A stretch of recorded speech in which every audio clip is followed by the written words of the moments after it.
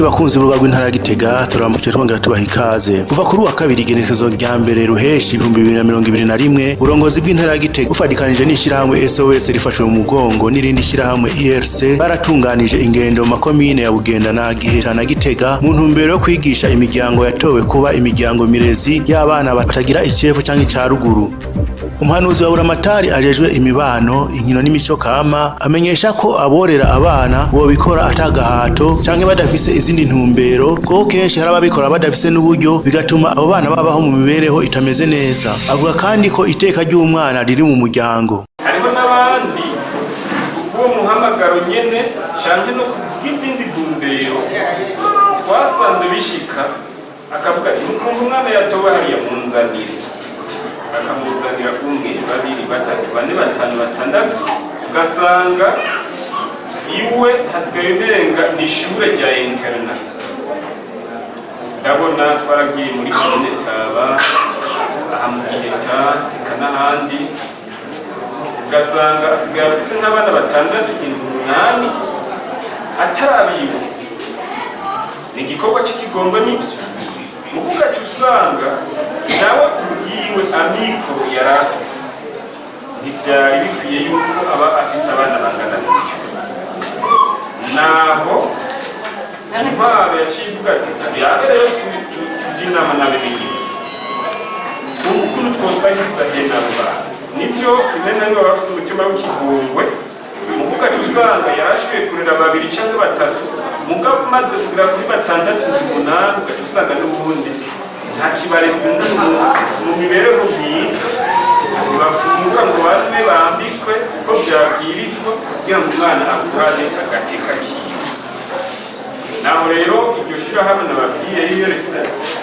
baciye bavuga bati dukoranye n'intwaro dutegure imiryango rero yofasha leta kurera hene abo bana b'intara. Iryo shirahamwe IRC rero rimaze kubacagura mu mashirahamwe dusanzwe dukorana afasha leta baravuze bati igikorwa twatanguye rero kubera turi mu bindi nikibandanye n'ishirahamwe bita SOS irakiganje. SOS rero ubwabo si bishasha tumaze kubona yuko nkungure abana batagira shinge na rugero baba benshi bica bigorana kugira ngo vy'ukuri bose abashire n'ico kigo ca SOS. Usivye ikigo burya iteka ry'umwana riri mu muryango bwa ngingo atavyaciyemo ataruvugwa habaye canke ngo hacemwo ibindi bintu umwana iteka ryiwe riri hehe mu muryango. Ico gituma baca biyumvira bati ko bokwiyumvira ubu umuryango naho umuryango wiwe w'amaraso bitakunze bakiyumvira umuryango usanzwe wubatse neza urimwo umushingantahe n'umupfasoni urimwo n'abandi bana barezwe. Uwo mwana bakamusabira kurererwa ngaho bagapfuma babashigikirira ngaho nyene ivyo bifasha umwana kwakura yinuvuga amerewe neza yiyumva kuko neza ko ari kumwe n'abandi. Ni muri iryo hangiro urati tutakeka yuko atari uwari we wese mu bishanga kanatsinda se wari wese batubona. Saba yuko rero mu rugo iwawe bwa mbere ho uri umuntu agasembwa n'amakemwa atari ikirenga. Icyo ni cyane. Ikigira kabiri bisaba uwo muhamagaro nyene kumva yuko umwana umwakiriye angana n'abawe. Aha ndazi yuko nubwo hatubajwebwe intwaro canke amashirahamwe mu kibano ntihabutse abamaze kuba bitwararika abana mugihere kwicubahiro kuko igikorwa atari icari c'uwariwe wese. Rarana Adrien umuhuzabikorwa w'imigambi yose ya SOS mu ntara ya Gitega aratanga idonido bw'ivyo iryo shirahamwe ryitaho agateka k'abana SOS rirangura uko ryatanguwe n'intumbero rifise aho amenyesha ko hato imiryango igera ku 90 iri mu makomine atatu y'intara ya Gitega kugira basigurirwe ibijanye no kurera abana batagira ikibarera. Iryo shirahamwe SOS rikaba rifasha abana bari mu mice itatu, abana baba mu bigo vya SOS, abatunzwe n'imiryango y'ibisanira n'abandi barerewe mu miryango mirezi. Haruhande y'ico gikorwa cyo kurera SOS iritaho indero y'abana mu kubigisha ndetse ikabikora no mu gisata c'amagara y'abantu mu kubavuza. Ico kigo kikaba gifise amashure n'ivuriro aho gitanga n'inyigisho ku mavuriro atandukanye basanzwe bakorana mu kuvura abo bana. Mu Burundi SOS yatanguye 1979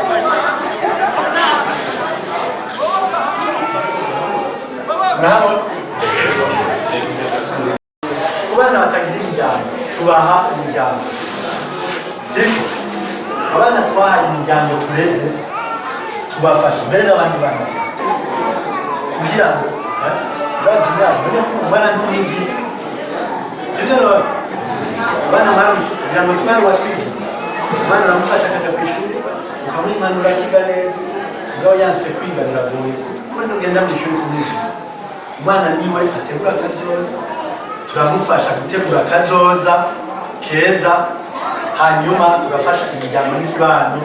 gutera imbere ibijyanye n'imiryango n'ibano turakorera cyane mu makomine ya Gitega na Makebuko no musore dukore ku mitumba 9 no munsi iyo miryango turayifasha kwisununura kubaho mu buzima kwiteza imbere kugira ngo bashobore nabo kurera abana bagaruke barera abana kuko murabizi yuko biragoye biri mu bukene n'agaruke kurera abana. Uno munsi rero SOS yararavye yavuga iti abana bafite ibibazo benshi siko naho twogira gute abana ntitwakunze kubona ko tuzobafashiriza mu bigo bya SOS ntibishoboka kuko ni benshi. Umuryango rero witwa Murezi mu gihe uwo muryango wemeye ukamutora ukamurera hanyuma tugafashanya kumurera. Kuva mu 2015 tutanguye uruganda turamaze gufasha abana siko ubundi twaratanga ubundi mugambi mushasha kugira gatatu navuze umugambi wa mbere kurera abana twikije mu bigo bya SOS. Ubundi mugambi wa kabiri kurera abana twikije mu miryango miretse. Ubundi mugambi wa gatatu kurera abana tubicishije mu miryango y'ibisanira. Murazi yuko umuryango urashobora umwana arashobora kubururiza akabura nyina cyangwa akabura se cyangwa akabura ikimurera agasigara aregwa na nyina sivyo agasigara aregwa na sekuru nawe n'ikimure yapfana agasigara aregwa na se wabo mugabo ataho yigejeje nawe ariko kubera umwana mu Burundi ari umuryango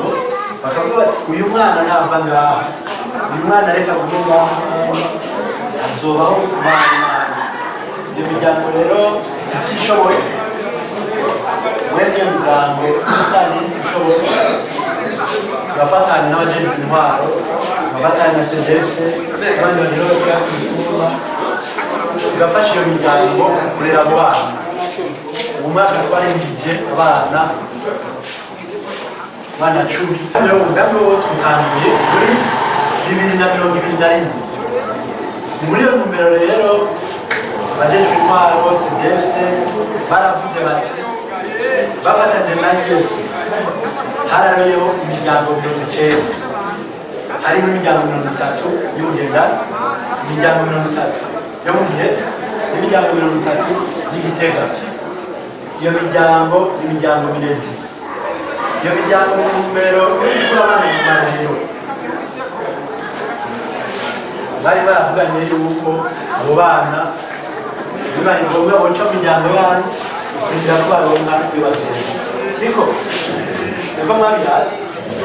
natwe turavuga tuti rero iyo miryango bari imiryango y'urukundo bari imiryango mirezi reka iyo miryango tugenda tuyisigurire bya SOS siko tubasigurire urukundo rw'umwana tubasigurire ukurera umwana kuko nta kivuga neza yuko ujya mwana ntibamucisha iwanyu nta kivuga neza yuko azohava hirya y'ejo canke urubizokuka sivyo kuko ashobora kurondera iwabo akahabura niba bamuvanye mw'ibarabara ashobora kurondera iwabo akahabura uretse n'icyo none hariho n'abandi bana bakeneye uburezi uretse n'abo bari mu marerero yabo. Abana ngamwe barahari kandi mugendana hariho abana muzi batagira ikibazo no munsi. Umuryango w'uburenzi bababariye yuko umure ko kwakira ibijyanye n'abana azobavuye marere siko bavuga, ariko dushaka mube imiryango mirezi ishoboye kwakira abana bo marere ariko ishoboye no kwakira undi mwana uwo ari we wese akeneye uburezi bw'umuvyeyi nawe akagira ikimurera. Ejo ukabona umukuru w'umutumba abitwaye ko akavuga ati twaronse umwana mbega ngo twamuzane iwawe bavuye na Silvestre aricovu canke noneho no muri mwebwe ntihabuze ababa bareze abana atanakiye basahatsi bakiri abana. Umenye ko umugambi ukorana mbega bigenda gute kugira ngo mukorane na SOS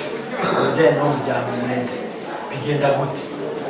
Antoinette Hakizimana wo muri komine ya Bugendana nawe asanzwe atunze abana babiri afashwe mu mugongo n'ico kigo SOS arashinga intahe yuko ico kigo atako kitagira ngo kimufashe, yongera asigurira abandi uko abigenza kugira ngo ntacanishemo abana asanzwe arera nabiwe bwite. Abana n'isaha bariga muri maternelle ubundi ga mu gatatu akurikirana ivyigwa neza,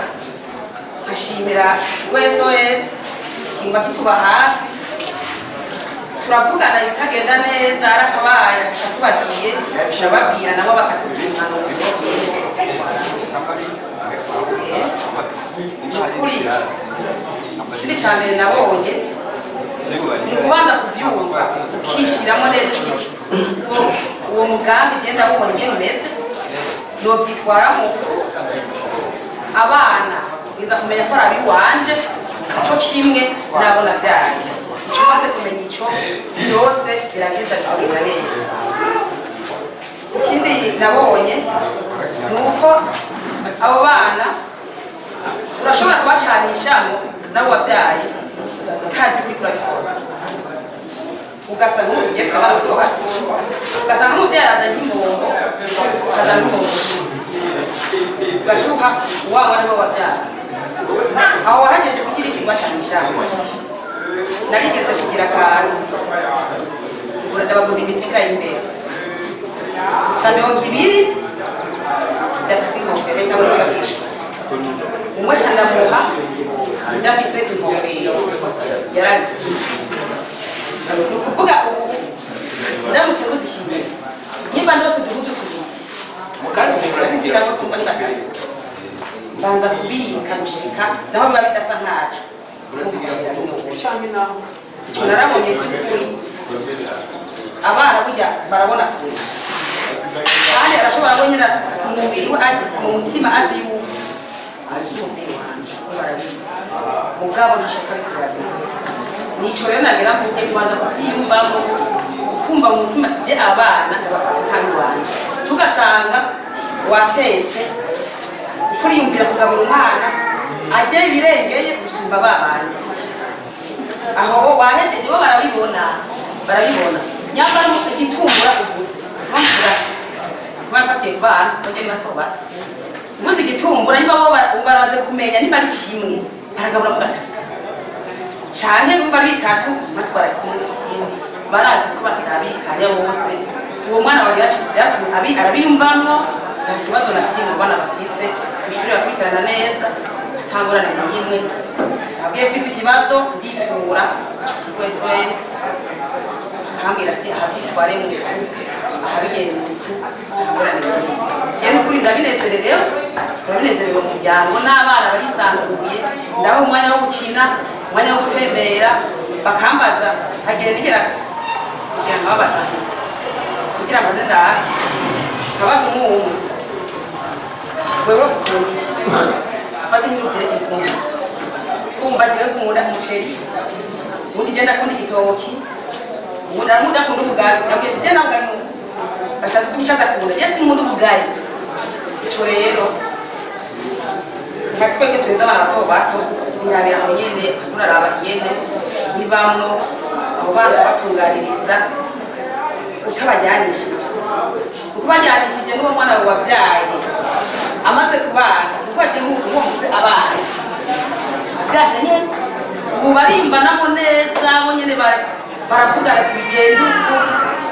uko n'uwo mutoya nyene tuzamukebura wewe tuzamukebura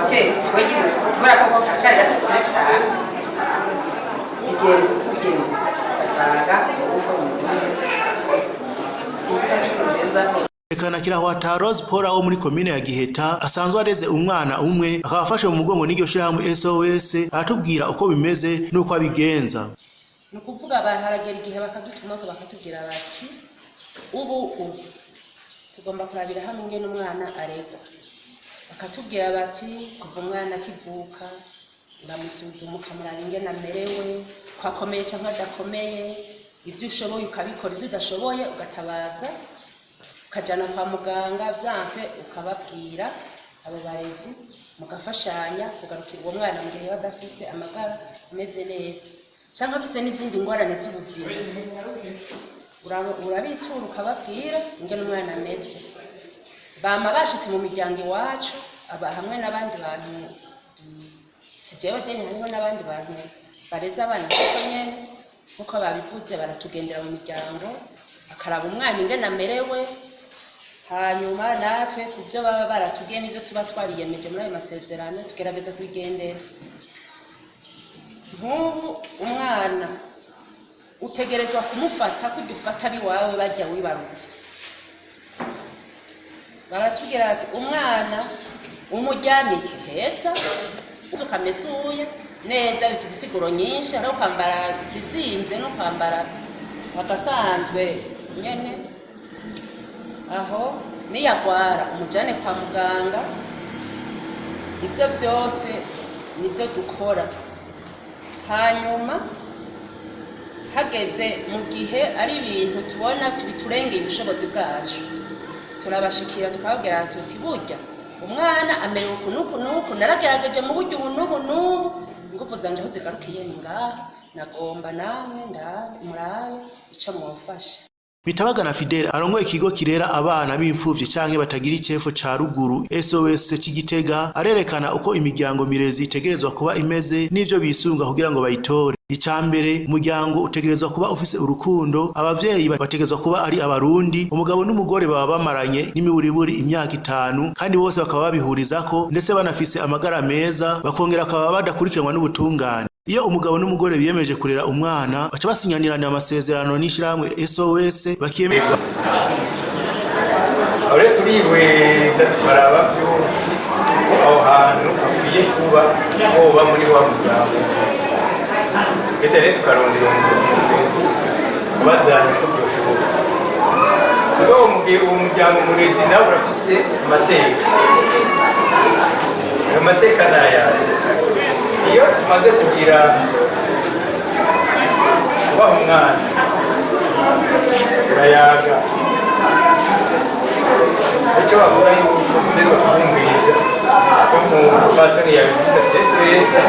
iyo ngize akagorane nanamwitura bakaza bakamfasha batigibogoro rero teze kubahana twebwe nka SOS tubaho umuryango ubu turereye umwana ikindi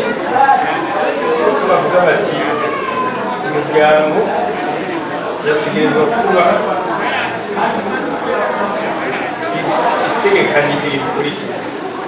bwa mbere wakiriye umwana umuryango murezi utegerezwa kumukingira numureka ngo aje kuyenzera numureka ngo aje muri bavuga bati umubani hari baratwara abana mu ngwano ukamukingira kumukingira iwabo. Ikindi umugabo urya fasoni yabize neza ugaburira nk'uwe wawe nta mwana duha umuntu w'umunyamahanga hama bakaba babanye n'imiburiburi imyaka 5 byumva umugabo n'umugore n'imiburiburi bakaba babanye imyaka 5 umugabo ategeka kuba ari abarundi imyaka 5 nuko turabashimiye kuba mwadukurikiranye ntimwage gusoma no gusangiza inkuru abandi